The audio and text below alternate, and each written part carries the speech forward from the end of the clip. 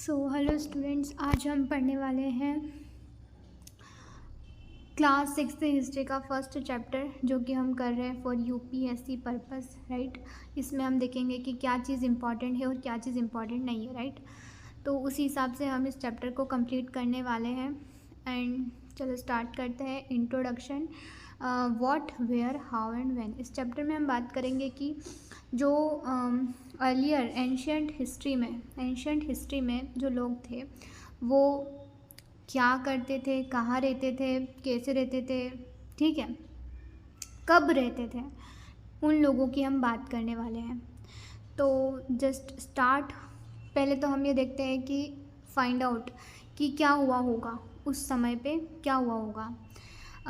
जैसे कि yesterday, last year, yesterday कि आप जो है कोई दूसरा रेडियो सुन रहे होंगे, कुछ दूसरा एक टेलीविज़न देख रहे होंगे, राइट, कुछ न्यूज़पेपर पढ़ रहे होंगे। अब क्या आपको पता है कि लास्ट ईयर आपने क्या किया होगा? नहीं पता होगा ना। ऑब्वियसली आपने कल क्या किया होगा ये आपको थोड़ा बहुत पता होगा कि कल मैं शायद रेडियो सुन रहा था या टेलीविज़न देख रहा था या टीवी या कुछ भी न्यूज़पेपर पढ़ रहा था। पर आपने एक साल पहले क्या किया था, क्या आपको याद है? कुछ एक माइनर डिटेल के उस दिन में ये करा था, उस साल के उस दिन में ये करा था, आपको पता है? नहीं पता होगा डेफिनेटली। तो अब what can we know about our past, मतलब हम हमारे पास्ट से क्या कैसे जान सकते हैं, ठीक है। कि पहली बात तो ये है, कुछ चीज़ें हैं जो हमें पता लग सकती है, जैसे कि वो लोग क्या खाते होंगे, वो क्या पहनते होंगे, ठीक है, किस तरीके के क्लोथ्स वो पहनते होंगे, कहाँ पे वो लोग रहते होंगे, ठीक है। आदि मानव लोग जिसे हम बोलते हैं ना, कि पहले लोग जो है वो ऐसे जंगलों में रहते थे, इधर उधर घूमते रहते थे, हंटिंग गैदरिंग करते रहते थे। तो इस तरीके से इस चैप्टर में हम जानने वाले हैं कि वो लोग क्या करते, कहाँ रहते, क्या खाते, क्या कैसे पहनते, ठीक है, वो क्या होते, क्या थे, वो हर्डिंग करते, वो फार्मिंग करते, या वो हंटिंग करते, या वो रूलर्स भी थे, राजा भी हुआ करते थे क्या उस टाइम पे, या फिर उनको ज्ञान था कि किस तरीके से हमको ट्रेडिंग करना है, या वो साइंटिस्ट भी हुआ करते थे क्या, म्यूजिशियन। आज के टाइम पे हमारे पास में बहुत सारे प्रोफेशन है, पर उस टाइम पे होते थे क्या इतने, वो सब हम देखेंगे। अब वो लोग उनके चिल्ड्रन जो किस तरीके का प्ले सुनना पसंद करते थे, किस तरीके की स्टोरी उनको पसंद थी सुनना, ठीक है, कौन से प्लेस वो देखते थे, या कौन से सॉन्ग्स वो गाते थे, ठीक है, ये सब चीज़ें। अब वो लोग कहाँ पे रहते थे, इस चैप्टर में मेनली नर्मदा के बारे में और भी कुछ साइट्स हैं उनके बारे में पता चलेगा कि वो लोग कहाँ पे रहते थे और उन्होंने क्या स्टार्ट किया फर्स्ट टाइम, राइट। देखो, people had lived along the bank of river for several 100,000 years। Narmada river पे लोग जो है वो लोग नर्मदा रिवर के बैंक पे कुछ 100,000 ईयर्स तक वो रहे, ठीक है, 100,000 ईयर्स तक वो करीबन रहे वहाँ पे। और वो स्किल गैदरर हुआ करते थे। स्किल गैदरर का मतलब है कि वो क्या करेंगे, कलेक्ट करेंगे। गैदरिंग का मतलब क्या होता है, हम कुछ भी चीज़ें जंगलों में से इकट्ठा कर रहे हैं, वो कुछ भी हो सकता है, वो चीज़ें अगर हम इकट्ठा कर रहे हैं तो हम क्या है, स्किल गैदरर है। उसी तरीके से ये लोग भी क्या स्किल गैदरर हुआ करते थे। अब नर्मदा रिवर के बैंक पे जो लोग रहते थे वो स्किल गैदरर हुआ करते थे, ये बात तुम्हें ध्यान रखनी है, राइट, क्वेश्चन में आ सकता है प्रीलिम्स में। नाउ देखो, वो रूट्स कलेक्ट करेंगे, फ्रूट्स कलेक्ट करेंगे, फॉरेस्ट में जो भी फूड प्रोड्यूस हो रहा है वो कलेक्ट, वो हंटिंग भी करते थे। नर्मदा के बैंक पे जो रिवर के बैंक पे जो लोग रहते थे वो क्या, एक तो गैदरिंग का काम, एक हंटिंग का काम। हमें क्या पता चला कि वो हंटिंग भी करते थे और वो गैदरिंग भी करते थे। नाउ द नेक्स्ट थिंग, ठीक है। अब ये यहाँ पे हम देखते हैं कि जो सुलेमान और किरथार हिल्स हैं, अभी हमने क्या देखा, नर्मदा का देखा। अब सुलेमान किरथार का देख लेते हैं कि जो कि पड़ता है नॉर्थ वेस्ट में। नॉर्थ वेस्ट मतलब कि ये नॉर्थ है, ये तो पता ही होगा यार, नॉर्थ वेस्ट दैट इज़, ठीक है, नॉर्थ वेस्ट। यहाँ पे इधर पड़ता है नॉर्थ, इधर पड़ता है नॉर्थ, इधर वेस्ट, ठीक है। तो इधर की साइड में जो है वो ये लोग रहते थे। नाउ सुलेमान किरथार हिल्स पे नॉर्थ वेस्ट में ये लोग रहते थे। तो क्या करते थे, फर्स्ट टाइम इन्होंने यहाँ पे क्या करना स्टार्ट किया, फर्स्ट टाइम इन्होंने यहाँ पे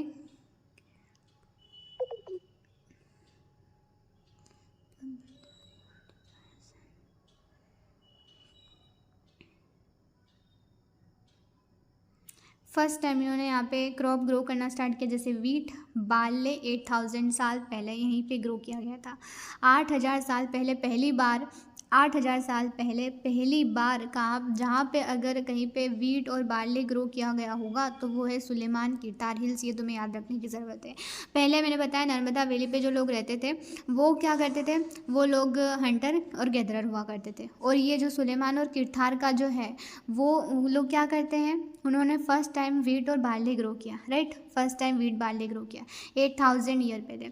और वो क्या करते थे, रेयरिंग भी करते थे एनिमल्स की, जैसे शीप है, गोट है, कैटल है, और विलेजेस में लोग रहते थे।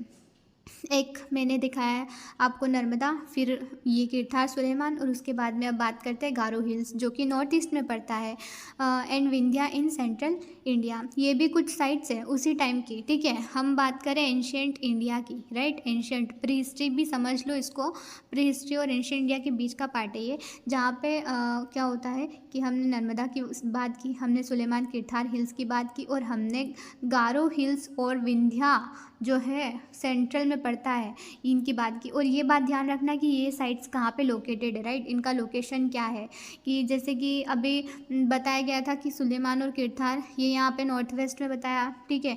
विंध्या सेंट्रल में बताया, नर्मदा भी सेंट्रल में पड़ता है, गारो हिल्स ईस्ट, नॉर्थ ईस्ट में पड़ता है, ठीक है। तो ये बात ये बताना होना चाहिए कि ये साइट्स कहाँ पे लोकेटेड है, ठीक है, कौन सी जगह पे। नेक्स्ट अब बात करते हैं हम कि यहाँ पे एग्रीकल्चर डेवलप हुआ। गारो और जो हमने विंध्या की बात की ना, वहाँ पे एग्रीकल्चर डेवलप्ड हुआ, और ऐसी जगह जहाँ पे राइस ग्रो किया पहली बार विंध्या के नॉर्थ में। विंध्या के नॉर्थ में पहली बार राइस ग्रो किया गया था। ये हमारा विंध्या है बीच में, और विंध्या के नॉर्थ वाले साइड में जो है वो पहली बार क्या किया गया था, राइस ग्रो। हमने बताया अभी कि वीट बार्ले कहाँ पे हुआ था, किरतार सुलेमान में, इधर नॉर्थ वेस्ट में, ठीक है। तो फर्स्ट टाइम बार्ले और वीट किरतार सुलेमान में, लेकिन राइस जो है वो विंध्या के नॉर्थ में, नॉर्थ, ये बात याद रखना है। सिर्फ विंध्या नहीं, ये भी पूछ सकते हैं कि विंध्या के साउथ में, नॉर्थ में कहीं पे, ठीक है वो। अब देखो कि इंडस और ट्रिब्यूटरी की, उसकी ट्रिब्यूटरी की बात करते हैं। ये तो हमने कुछ साइड देखी, एक नर्मदा का देखा, सुलेमान किरतार हिल्स देखा, गारो हिल्स देखा, ठीक है, हमने और विंध्या का देखा, राइट। तो अब हम बात करते हैं इंडस और उसकी ट्रिब्यूटरी। इंडस का तो तुम्हें पता ही होगा, ये भारत है, यहाँ पे इंडस जो है वो है, बहती है, ठीक है, यहाँ से निकल के जाती। तो अब हम इंडस और वहाँ पे क्या है कि पहली बार 4700 ईयर अगो अर्लीस्ट सिटी जो है यहाँ पे फ्लरिश हुई, इस रिवर की बैंक पे ही। क्योंकि ये तुम्हें आगे आने वाले चैप्टर में पता चलेगा कि जो लोग रहते थे वो ज़्यादातर क्या कि वाटर के पास में रहते थे, जहाँ पे रिवर्स होगी उन्हें अच्छा सा वहाँ पे, क्योंकि जहाँ पे वाटर होगा वहाँ पे उनको अच्छा सा ग्रीनरी मिल जाएगी, मतलब कि कुछ फ्रूट्स या फिर फॉरेस्ट वगैरह वहाँ पे अच्छा डेवलप होगा, तो उनको वहाँ से कलेक्टिंग करने में हेल्प मिलेगी। और जहाँ पे अच्छे से ये फॉरेस्ट होगा वहीं पे एनिमल्स भी मिलेंगे, तो वो हंटिंग भी कर पाएंगे। इस वजह से रिवर वाला जो पार्ट होता था उनके लिए बहुत ही इम्पॉर्टेंट होता था। तो अब यहाँ पे इंडस और उसके ट्रिब्यूटरी के पास में उसकी बैंक पे ही 4700 year ago earliest city develop होती है, अर्लीस्ट सिटी, राइट। और बाद में 2500 साल पहले गंगा की बैंक पे, गंगा उसके ट्रिब्यूटरी की बैंक पे सिटीज़ डेवलप हुई। तो इंडिया में अगर तुम्हें पता चले कि पूरे इतिहास में अगर पहली बार कहीं पे, इंडिया के पूरे इतिहास में पहली बार कहीं पे अगर सिटी डेवलप हुई तो वो कहाँ पे, इंडस में। और दूसरी बार इंडस और ट्रिब्यूटरी के आसपास, और फिर दूसरी बार 2500 साल पहले हुई गंगा उसके ट्रिब्यूटरी के पास, ठीक है। ये इंडिया को मैं कंसिडर कर रही हूँ इस तरीके से, राइट। ठीक है, चलो आगे बढ़ते हैं। अब गंगा जो है वहाँ के उसके साउथ में एक मगध पड़ता है जो कि बड़ा किंगडम में लार्जेस्ट, ठीक है। और अब इसका तो कुछ वो है नहीं, लेकिन ये पता होना चाहिए कि गंगा के साउथ में है मगध, सिर्फ ये।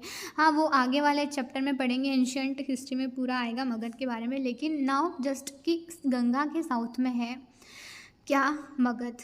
मगध जो है वो गंगा के साउथ में पड़ता है, राइट। बड़ा किंगडम है। अब उस टाइम पे लोग क्या करते थे, ट्रैवल करते थे एक जगह से दूसरी जगह। वो क्यों ट्रैवल करते थे, क्यों घूमते थे यार? वन पार्ट ऑफ कॉन्टिनेंट, सब कॉन्टिनेंट से दूसरी जगह चले गए। ये हमारा पूरा सब कॉन्टिनेंट है। अभी तो इंडिया को कंसिडर सब कॉन्टिनेंट में सब आता है, बांग्लादेश, भूटान, नेपाल, ये सब आते हैं बहुत सारे पार्ट, ठीक है। इंडिया पूरा सब कॉन्टिनेंट। तो उसकी बात हो रही है कि एक जगह से दूसरी जगह लोग क्यों ट्रैवल करते थे। ट्रैवल करने का कारण क्या है? कारण ये है कि पहला कारण ये लाइवलीहुड की सर्च में, ठीक है, जहाँ पे उनको अच्छा खाना पीना मिलेगा, हंटिंग अच्छे से मिल जाएगी एनिमल्स, या फिर फ्रूट्स यहाँ मिल जाएंगे, वहाँ पे जाएंगे वो लोग। फिर दूसरा कारण ये है घूमने का, मतलब एक जगह से दूसरी जगह जाने का, कि डिज़ास्टर, कि मान लो डिज़ास्टर आ जाता है, फ्लड आ जाता है, कहीं पे ड्रॉट आ जाता है, सूखा पड़ जाता है, या फिर तो ऐसी जगह पे वो वहाँ से निकल जाएंगे, राइट। दूसरी जगह ऐसी जगह ढूंढेंगे जहाँ पे उनको शेल्टर मिले, केव्स के पास में मिलेगा, ठीक है। तो हमें बहुत सारी साइट्स केव के पास में मिलती है। तो इस तरीके से पहला कारण जो है उनके ट्रैवल करने का वो है कि लाइवलीहुड की सर्च में। और दूसरा रीज़न जो है वो क्या है? दूसरा रीज़न है डिज़ास्टर, और जो फ्लड वगैरह जो है इनसे खुद को बचाने के लिए। अब नाउ कि आर्मी जो है, मतलब कि रूरल्स भी हुआ करते थे। तो थर्ड रीज़न ये है कि एक दूसरे के लैंड को कंक्वायर करने के लिए, उस पर कब्ज़ा करने के लिए वो ट्रैवल करते थे, ठीक है। और कुछ लोग कारवाज, मर्चेंट्स जो होते थे, मतलब ट्रेडिंग भी हुआ करती थी, राइट। वहाँ पे तो अच्छा खासा ये भी सिस्टम चल रहा था। तो मर्चेंट भी ट्रैवल करते थे कारवा के साथ में। वो भी कारवा क्या है, उनका शिप वगैरह है, शिप है, कुछ अच्छे गुड्स वैल्यूएबल लेके एक जगह से दूसरी जगह वो ट्रैवल कर रहे हैं कुछ बेचने के लिए ही, ठीक है। तो ये सिस्टम है। उसके बाद में रिलीजियस टीचर जो है वो भी ट्रैवल करते थे अपना ज्ञान बांटने के लिए, एक जगह से village to village, city to city, ठीक है, एक टाउन से दूसरे टाउन में, ठीक है। ये तो कौन कौन कर रहा है ट्रैवलिंग भाई? एक तो आपका लाइवलीहुड की सर्च में कर रहे हैं, दूसरे नेचुरल डिज़ास्टर से भागने के लिए, फिर तीसरा आर्मी जा रही है दूसरे के लैंड को कंक्वायर करने के लिए, फिर चौथा जो है वो रिलीजियस टीचर है, अपना ज्ञान बांटने के लिए जा रहे हैं। और फिर फिफ्थ रीज़न इज़ कि यह जो एडवेंचर उनके अंदर, वो भी स्पिरिट एडवेंचर की, कि उनको नई नई चीज़ को डिस्कवर करना है, खोजना है कहाँ पे क्या। तो एक्साइटिंग प्लेसेस जो हैं, अपन भी तो आजकल घूमने जाते हैं लोग, ठीक है, फ्री बैठे। तो यही इनका भी काम था, ठीक है। तो ये 5 चीज़ें करते थे, दूसरा, तीसरा, चौथा, पाँचवा। फर्स्ट इज़ कि वो लाइवलीहुड की सर्च में, दूसरा वो इस्केप करने के लिए नेचुरल डिज़ास्टर्स, तीसरा आर्मी, और चौथा जो है रिलीजियस टीचर्स, और फिफ्थ इज़ द एडवेंचर की स्पिरिट में, राइट। ठीक है। Now we will talk about इसके बारे में कि अब इसका मतलब हमें फ़ायदा क्या मिलता है। ये एक जगह से दूसरी जगह जाने का आदान प्रदान हो रहा है, इससे क्या फ़ायदा हो रहा है कल्चर में, ठीक है।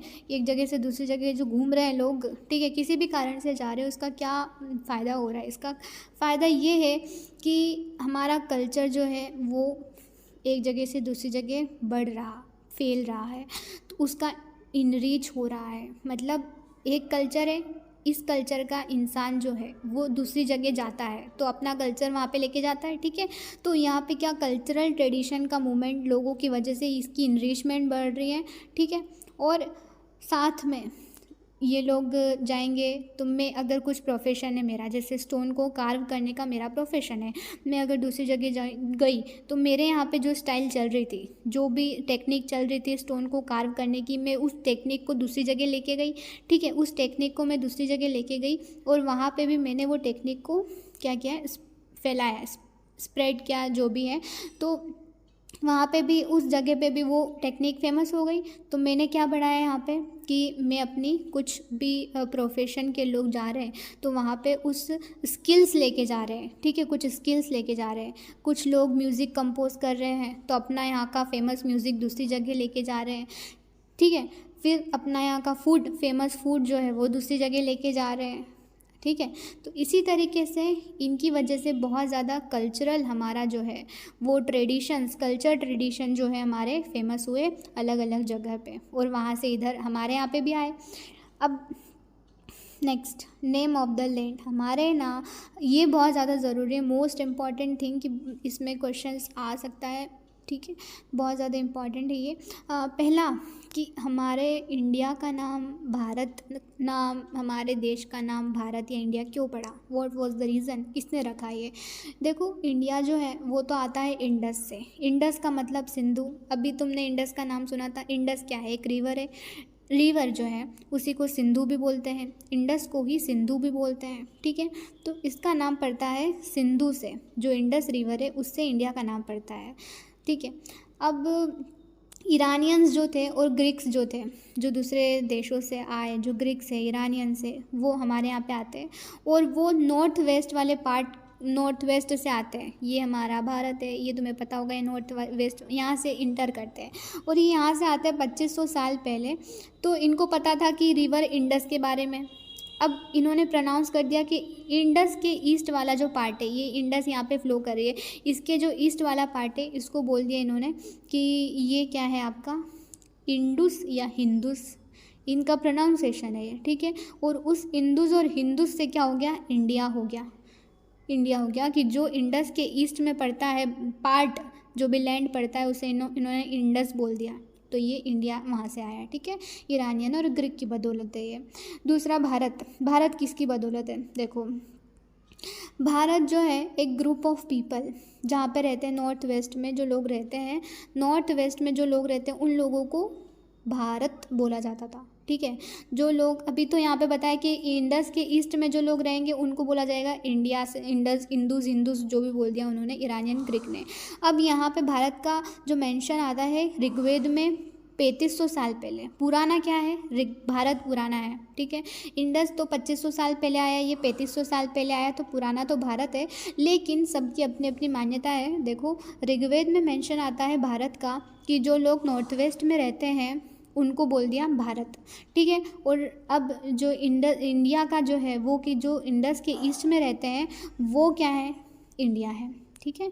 तो ये समझ में आ गया तुम्हें। अब हमें ये सब पुराने पास्ट के बारे में कैसे पता चलता है, ये लोग क्या करते, कहाँ रहते, क्या खाते पीते, कैसे रहते, क्या पहनते, हमें कैसे पता चलता है यार। देखो इसके बारे में हमें पता चलता है मैन्यूस्क्रिप्ट, बहुत बड़ी बात है, ये बहुत बड़ी चीज़ है। देखो 3 चीज़ों से हमें पता चलेगा हमारे पास्ट के बारे में, एक है मैन्यूस्क्रिप्ट, दूसरा होगा तुम्हारा इंस्क्रिप्शन और तीसरा आर्कियोलॉजिस्ट, ठीक है। इसके एक एक करके हम तीनों के बारे में पढ़ेंगे, लेकिन first is the manuscript. Manuscript क्या होती है, मेन्यू का मतलब होता है हैंड से लिखा हुआ, हाथ से लिखा हुआ कुछ भी चीज़, स्क्रिप्ट तो लिखा हुआ, मेन्यू मतलब हैंड, हैंड के द्वारा जो कुछ भी लिखा हुआ है वो हाथ से लिखा हुआ, उसे मैन्यूस्क्रिप्ट बोल दिया है। ये मैन्यूस्क्रिप्ट उस टाइम पे ज़्यादातर पाम लीव्स पे लिखी जाती थी, पाम लीव्स पे, ठीक है। ये पत्ते होते हैं पाम लीव्स के, ठीक है, ये पत्ते होते हैं, इन पे लिखी जाती थी ये क्योंकि पेज तो होते नहीं थे।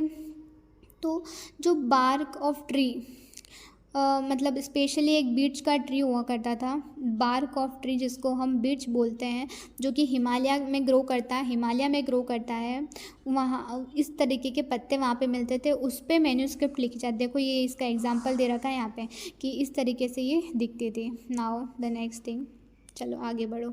इन मैन्यूस्क्रिप्ट देख ली कि हाथ से लिखी गई चीज़ों को हम बोलते हैं कि उस टाइम के लोगों ने लिखी होगी मैन्यूस्क्रिप्ट इन पत्तों पे, और शायद उनके कुछ अवशेष मिले होंगे, उनको हमने पढ़ लिया, शायद नहीं पढ़ा, कुछ चीज़ें जो पढ़ी समझ में आई उसके हिसाब से हम जो है डिकोड कर रहे हैं कि शायद ऐसा हुआ करता है, ठीक है।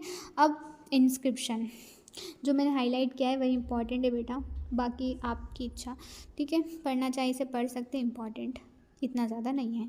अब इंस्क्रिप्शन देखो, इंस्क्रिप्शन क्या होता है कि हम किसी भी चीज़ पे कुछ पत्थर है, कुछ भी एक हार्ड सरफेस है या स्टोन हो सकता है, मेटल का हो सकता है, उसके ऊपर मैंने कुछ भी चीज़ कार्व करवा दी, लिखवा दी उसको घिस के, या फिर कुछ भी मैंने क्या बोलते हैं उसे, नक्काशी वगैरह करवा के मैंने उस पर कुछ भी लिखा, ठीक है, तो उसको बोलते हैं इंस्क्रिप्शन, ठीक है। कुछ भी हार्ड सरफेस पे अगर लिखा गया है कुछ भी चीज़ तो उसे बोला जाता है इंस्क्रिप्शन बोला जाता है। नाउ क्या क्या लिखा जाता था ये भी तुम्हें पता होना चाहिए, जैसे कि किंग ज़्यादातर अपनी बैटल्स की विक्ट्री लिखवाता था कि ये, जैसे कि ये दिख रहा है, ये पत्थर ही दिख रहा है या मेटल हो सकता है, तो इसके ऊपर इंस्क्रिप्शन लिखा हुआ है, कुछ भी लिखा हुआ है तुम्हें दिख रहा है, ये इसे इंस्क्रिप्शन कहते हैं।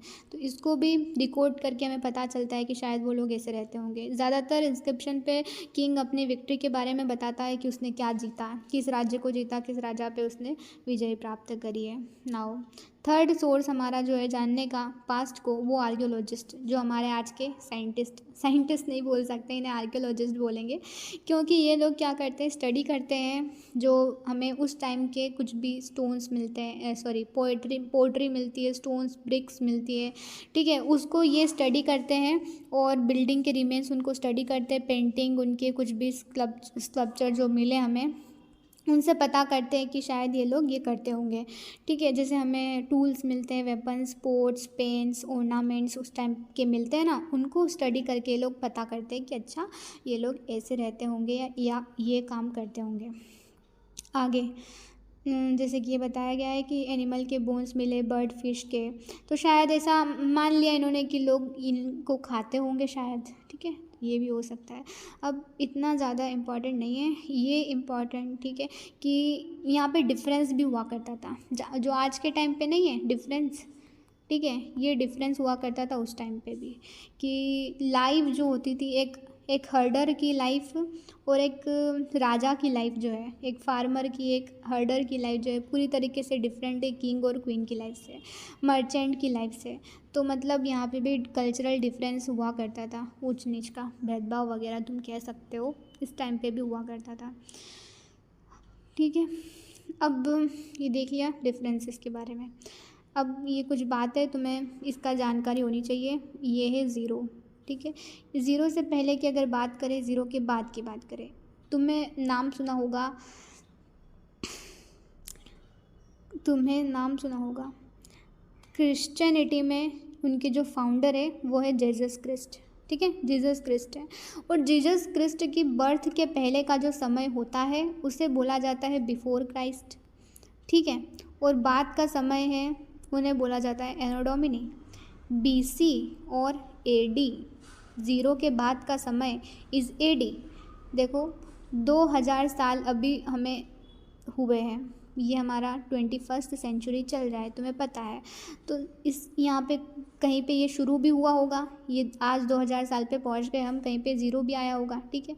उस ज़ीरो से पहले का जो समय था उसे हम BC कहते हैं, या उसे हम BCE भी कह सकते हैं, ठीक है, ये आपकी इच्छा है। और बाद का जो टाइम पीरियड जैसे 2000 अभी है तो उसे हम AD कहते हैं, एनो डोमिनी। बस इतनी सी बात है, ये तुम्हें पता होनी चाहिए कि 200 से ये ज़ीरो से बाद का समय बिफोर क्राइस्ट जो है BC या BCE, ठीक है। और बाद का समय, ज़ीरो से बाद का समय उसे कहते हैं AD, ठीक है।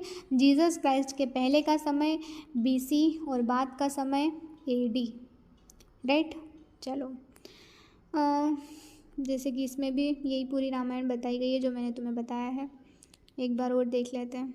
BC बिफोर क्राइस्ट से स्टैंड करता है जो कि मैंने तुम्हें बताया, और AD इज़ एनो डोमिनी, नहीं दिया इसने, दिया होगा पढ़ लेना, ठीक है, यही है, ये दिया है एनो डोमिनी। आगे और इसमें कुछ इम्पॉर्टेंट है, जैसे कि अभी जो हमने बात की है कि पहली बार कहाँ पे सिटी डेवलप हुई, कहाँ पे एग्रीकल्चर स्टार्ट हुआ, गंगा नदी के पास में कौन सा किंगडम था, मगध के बारे में बताया मैंने।